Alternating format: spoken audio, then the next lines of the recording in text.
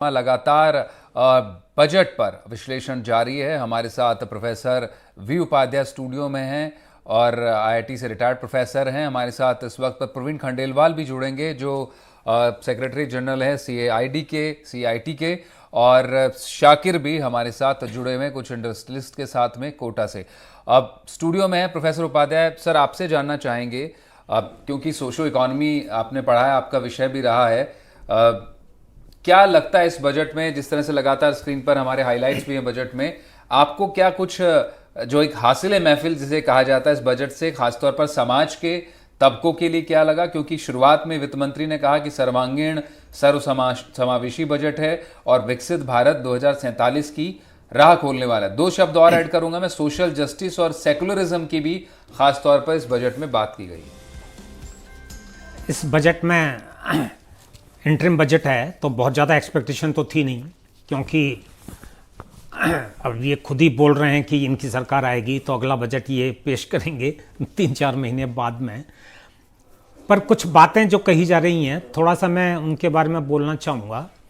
एक पॉवर्टी को लेके एक्चुअली जो आप उठा रहे हो, ये सोशो इकोनॉमिक मुद्दा जी, कि 25 करोड़ लोगों को पॉवर्टी से उभार दिया गया है। तो पहली बात तो ये है कि यहाँ हम जो पहले जिस तरह से हम पॉवर्टी की बात करते थे वो वाली बात नहीं है। ये एक अलग सा इंडेक्स है, इसको हम मल्टी डिमेंशनल पॉवर्टी इंडेक्स बोलते हैं। दरअसल में इसमें पॉवर्टी के बारे में कुछ भी नहीं होता।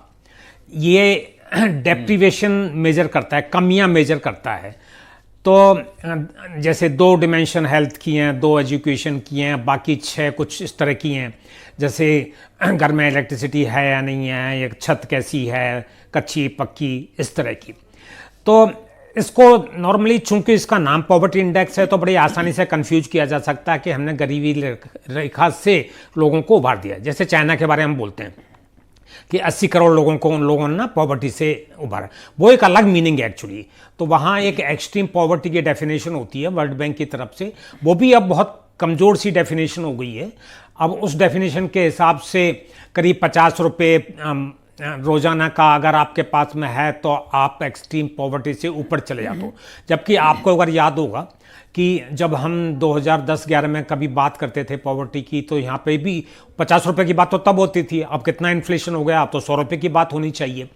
तो सवाल ये है कि हमारे पास में कोई पॉवर्टी का डेटा है ही नहीं है। 2011 के बाद में जो हम कंजम्पशन सर्वे करते थे, हाउस होल्ड सर्वे, तो वो हुआ ही नहीं है। 2017 में हुआ, उसको सरकार ने माना नहीं, और उसके बाद में तो अब भाई सरकार, आप सरकार हो तो आप खुद बताओ ना, आप क्यों किसी ऑक्सफोर्ड के किसी इंडेक्स को लेके और उसको जनता को बता रहे हो कि पॉवर्टी हट गई? पॉवर्टी का वो मेजर है ही नहीं है। नाम पॉवर्टी है तो इसका मतलब ये थोड़ी है ना कि आप उसको उस तरह से यूज कर सकते हो जी। तो एक बात। दूसरी बात ये, हम लोग ये बात करते आ रहे हैं जैसे $5 ट्रिलियन इकोनॉमी की बात है ना, तीसरी इकोनॉमी हो जाएगी। तो देखिए आप कहाँ से चालू हुए थे? 4-5 साल पहले जब बात ये शुरुआत हुई इस तरह की, तब $3 ट्रिलियन की इकोनॉमी थी हमारी, और कहा गया था कि 2024 तक ये 5 की हो जाएगी जी। बीच में बहुत प्रॉब्लम आई है ना, कोरोना हुआ और लड़ाइयाँ चल रही हैं, सब कुछ है, तो 3 की जगह 5 तो छोड़िए, 4 भी नहीं हुई। अब जो एस्टीमेट है वो तो $3.7 ट्रिलियन का है ना। अब आप कह रहे हो कि ये अगले 3-4 साल में 5 हो जाएगी, वो तो ऑब्वियसली हो ही जाएगी। अगर 5-6% से भी आप ग्रो कर रहे हो तो वहाँ कभी ना कभी तो पहुँच ही जाओगे। तीसरी कैसे हो जाएगी? तीसरी में एक्चुअली बात यह है कि हमसे आगे कौन है? हमसे आगे अमेरिका, चीन है, उनको तो आप मुकाबला नहीं कर सकते। तो बाकी बचे जर्मनी और जापान। जापान की हालत इतनी खराब है 20 साल से, अब जापान जर्मनी से भी पीछे हो गया है। जर्मनी की खुद की हालत खराब है, इस साल जर्मनी में नेगेटिव ग्रोथ रेट रही है।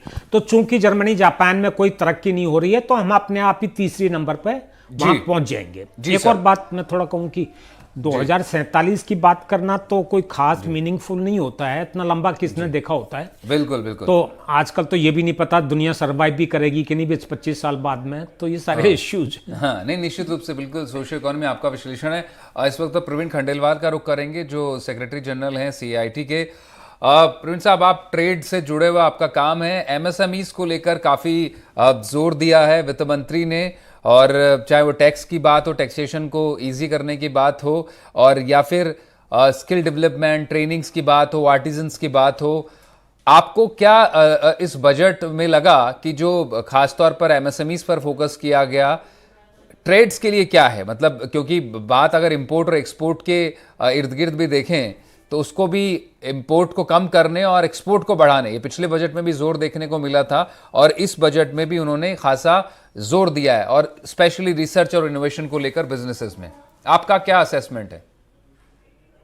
देखिए, कुल मिलाकर के यदि एक दृष्टि से देखा जाए तो ये जो बजट आज वित्त मंत्री जी ने पेश किया वो प्रधान प्रोग्रेसिव डॉक्यूमेंट दिखाई देता है। 11% कैपेक्स में इंक्रीज और 11 लाख करोड़ रुपए का कैपेक्स का खर्चा जो जिसकी घोषणा की गई है वो निश्चित रूप से सारा का सारा पैसा बाजार में आएगा, क्योंकि जब इंफ्रास्ट्रक्चर बनेगा, जब परियोजनाएं होंगी, जब कोई भी और खर्चा होगा तो उसके लिए सामान बाजार से लिया जाएगा। तो इसलिए ट्रेड के लिए बड़ी संभावनाएं हैं। और 3 रेलवे कॉरिडोर की बात जो कही गई है, जब अगर रेलवे कॉरिडोर बन जाते हैं तो और उधर सड़कें हमारे यहाँ अच्छी बन गई तो उससे जो माल का फ्रेट है वो फ्रेट की लागत कम होगी, और अगर फ्रेट की लागत कम होती है तो अल्टीमेटली कमोडिटी की लागत कम होगी, उससे कंज्यूमर को फायदा होगा।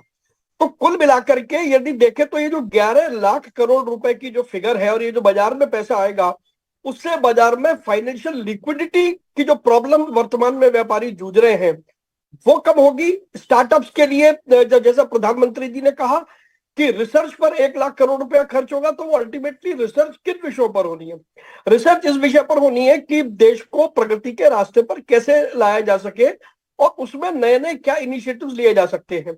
जब वो इनिशिएटिव लिए जाएंगे तो हमारा एमएसएमई सेक्टर है, हमारे स्मॉल इंडस्ट्रीज है, हमारा रिटेल ट्रेड है, हमारे स्टार्टअप्स है, हमारी वीमेन एंटरप्रेन्योर है, उन सबके लिए इसमें कहीं ना कहीं गुंजाइश रहेगी।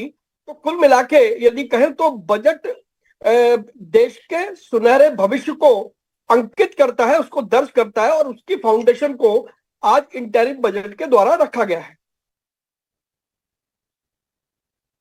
आउटले की बात कर रहे थे, 11.1% बढ़ाकर 11.11 अपन कहें लाख करोड़ किया गया, 11,11,111 करोड़ रुपए। निश्चित रूप से मार्केट में पैसा आएगा। काफी इंडस्ट्रीज से जब बात हो रही थी एनडीटीवी पर भी और हम भी बात कर रहे थे, उनका कहना यह था कि इसको कम से कम अभी 10% था, 20% करने की जरूरत है। 3.5%, 3.4% ऑफ जीडीपी इसको इंक्रीज किया गया है। इससे निश्चित रूप से मार्केट में पैसा आएगा, एक्सपेंडिचर बढ़ेगा और बिजनेसेस वो फ्लरिश करने में मदद मिलेगी। रेलवे कॉरिडोर्स की बात बड़ी अहम हो जाती है। रेलवे को और वाटरवेज और रेलवेज पर काफी जोर दिया गया, हालांकि एविएशन पर भी बात की गई है। आपको क्या लगता है जो मॉडर्नाइजेशन ऑफ रेलवे और खासतौर पर जो सी में जो कोस्टल एरियाज में बात की गई है, वो बिजनेस अपॉर्चुनिटीज को भी एक्सप्लोर करने की सरकार लगातार कोशिशों कर रही है? कि हमारी सड़कों पर इस समय ट्रांसपोर्टेशन का बहुत बड़ा बोझ है, जबकि हमारे पास में दोनों ऑप्शंस अवेलेबल है, रेलवे का अवेलेबल है, वहीं सी का अवेलेबल है। तो प्रधानमंत्री जी के द्वारा यह कोशिश की जा रही है कि रेलवे और सी को भी ट्रांसपोर्टेशन का एक बड़ा जरिया बनाया जाए, जिससे हमारी सड़कों पर जो ट्रांसपोर्टेशन का बोझ है कम हो। दूसरी बात, रेलवे से जब ट्रांसपोर्टेशन होता है तो वो कॉस्ट इफेक्टिव होता है, सी से होगा तो वो और भी ज्यादा कॉस्ट इफेक्टिव होगा। और जब ये ट्रांसपोर्टेशन कॉस्ट इफेक्टिव होगा तो जो हमारी कमोडिटी की लागत है वो कम होगी और उसका अल्टीमेटली लाभ इस देश के कंज्यूमर को मिलेगा। तो कुल मिला के यदि देखें तो ये एक बहुत सोचे गए तरीके से कुछ चीजों को जोड़ करके अर्थव्यवस्था के साथ नए व्यापार के अवसर भी पैदा किए गए हैं। और जब हम 11 लाख करोड़ की बात करेंगे तो आप अंदाजा लगाएं कि देश में कितने बड़े पैमाने पर रोजगार भी डेवलप होंगे। तो अगर वित्त मंत्री ने कहा कि ये समावेशी बजट है तो उन्होंने कोई गलत नहीं कहा। जी, निश्चित तौर पर समावेशी बजट की बात हुई है और ब्लू इकोनॉमी और एनर्जी को भी खासा जोर दिया गया है। खंडेलवाल साहब, इसमें मैं एक बात जरूर कहना चाहूंगा कि सोलर एनर्जी की बात कही गई है, तो यदि सोलर एनर्जी और विंड मिल की जो एनर्जी है उसको मैच करके यदि यदि हम लगाएं तो वो देश की इंडस्ट्री में जो जो जो इस समय पावर की कॉस्ट के साथ जूझ रहे हैं, उनकी पावर की कॉस्ट काफी कम हो सकती है, उससे हमारी कमोडिटी की प्राइस कम हो सकती है। तो समय आने पर निश्चित रूप से हम सरकार के साथ ये बात करेंगे कि सोलर एनर्जी और विंड मिल एनर्जी दो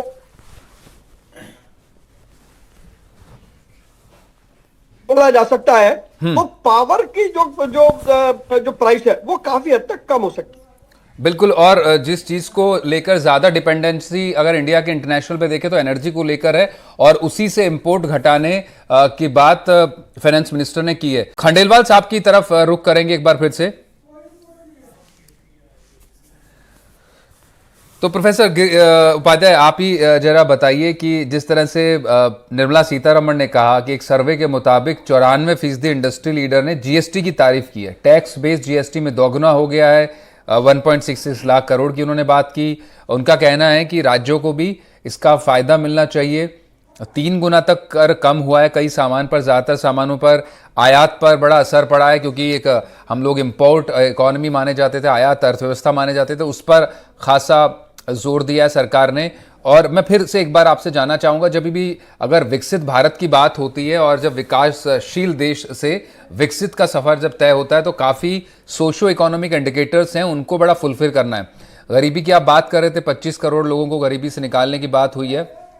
मिडिल क्लास इनकम टैक्स के स्लैब्स में हालांकि कोई बड़ा परिवर्तन नहीं है, लेकिन मिडिल क्लास के जरिए महिलाओं युवाओं के जरिए एक बड़ा संदेश, ना सिर्फ पॉलिटिकल मैसेज बल्कि एक बिजनेस संदेश भी है कि आप आइए, आप बिजनेस कीजिए, स्वरोजगार का फ़ायदा लीजिए, हम लोन दे रहे हैं आपको। और ख़ास तौर पर युवाओं के लिए जो उनके लिए हायर एजुकेशन की बात की गई है, और एक बड़ी कमेटी बनाने की भी बात की गई जो मौजूदा अस्पताल है उनका इंफ्रास्ट्रक्चर का रिव्यू करेगी कि क्या और बच्चों को अकोमोडेट किया जा सकता है। ये किस तरह के स्टेप्स हैं? जीएसटी से जो रेवेन्यू जो जनरेट हो रहा है वो तो बढ़ा है ओवर टाइम। तो जैसे अब 1,70,000 करोड़ पर मंथ उस तरह का नंबर जो आने लगा है, ऑब्वियसली जीएसटी, लेकिन एक जीएसटी के साथ में जो प्रॉब्लम होती है कि ये इनडायरेक्ट टैक्स होता है, तो इसको एक तरह से रिग्रेसिव टैक्स माना जाता है, इस सेंस में कि जनता पे करती है। जो डायरेक्ट टैक्सेज होते हैं जैसे इनकम टैक्स होता है या कॉर्पोरेट टैक्स होता है, तो वो थोड़े से अमीर लोगों से, जो जिनके पास में पेइंग कैपेसिटी होती है, उनसे लिया जाता है। जबकि जीएसटी तो हम सभी लोग, चाहे कोई भी छोटा मोटा कोई भी सामान खरीदें तो सभी से लिया जाता है। हालांकि अब ओवरऑल टैक्स की सिचुएशन अगर देखो तो थोड़ा बहुत बढ़ा है अभी भी, लेकिन हमारा 12% से नीचे ही है। बीच में भी इस तरह का लेवल हम लोगों ने अचीव किया था, लेकिन जो डायरेक्ट टैक्स से जितना पैसा आना चाहिए, जिस तरह से हमारे यहाँ पर एक अमीर वर्ग है, तो हम क्या उससे पूरी तरह से टैक्स वसूल कर पा रहे हैं, नहीं कर पा रहे हैं, वहाँ क्या स्कोप है, तो ये सारी समस्याएं हैं। जहाँ तक आपने इंपोर्ट की बात की थी, इंपोर्ट हमारे अभी भी बहुत ज़्यादा हैं। हमारा जो मर्चेंडाइज इंपोर्ट में ट्रेड डेफिसिट होता है वो काफ़ी बना हुआ है। हमारे कई कंट्रीज़ के साथ इम्बैलेंस भी बहुत ज़्यादा है। जैसे चीन से हम 100 बिलियन का हम इंपोर्ट करते हैं, 20-25 बिलियन का एक्सपोर्ट करते हैं। ऐसी सिचुएशन रसिया के साथ डेवलप हो रही है। हाँ, थोड़ा सा एक सुधार ज़रूर हुआ है कि सर्विसेज सेक्टर का एक्सपोर्ट हमारा बढ़ा है, तो उससे जो हम बोलते हैं करंट अकाउंट डेफिसिट वो कम हुआ है। उसमें एक और फ़ायदा हमको मिल जाता है कि हमें रेमिटेंसेज थोड़े काफ़ी हाई मिल जाते हैं। तो ओवरऑल बैलेंस ऑफ पेमेंट की सिचुएशन कंट्रोल में है, और $600 बिलियन के रिजर्व भी हमारे पास में है, विच आर ऑल्सो सफिशिएंट। तो कई हमें ऐसी कोई आफत वाली सिचुएशन नहीं है। जैसे हम आसपास की कंट्रीज़ को देखते हैं, हमने पाकिस्तान का देखा, श्रीलंका का देखा, बांग्लादेश में भी थोड़ा सा प्रॉब्लम है उस तरह से। तो वो प्रॉब्लम उस लेवल पे एक्सटर्नल सेक्टर को लेके नहीं है, क्योंकि एक तो सर्विसेज एक्सपोर्ट्स हैं, रेमिटेंसेज हैं, फिर एफडीआई भी आता है, तो वो एक बैलेंस बना हुआ है। हालांकि हमारी एक्सपोर्ट परफॉर्मेंस अभी भी कोई बहुत अच्छी नहीं है। तो इस तरह से ये सिचुएशन चल रही है। जी बिल्कुल, आपका कहा कि अभी भी हम इंपोर्ट इकोनॉमी हैं, और ट्रेड बैलेंस जो है, जो ट्रेड डेफिसिट है चाइना के साथ ज़्यादा, निश्चित रूप से एक बड़ी इकोनॉमी है, और बहुत सारा सामान हम चाइना से इंपोर्ट करते हैं from electronic to medicine API बड़ा एक इशू है और जो कोरोना महामारी में उभर कर भी सामने आया। एक बात और कही प्रोफेसर उपाध्याय वित्त मंत्री ने कि जो सप्लाई चेन बाधित हुई, जो डिसरप्शन आया, उसको स्ट्रीमलाइन करते हुए ज़्यादा से ज़्यादा मैन्युफैक्चरिंग अब इंडिया में हो, इस पर भी खासा जोर है जो पिछले कुछ समय से देखने को मिला है। इस पर मैं आपसे जवाब लूंगा। एक छोटे से ब्रेक के लिए रुक रहे हैं, ब्रेक के बाद भी चर्चा जारी रहेगी।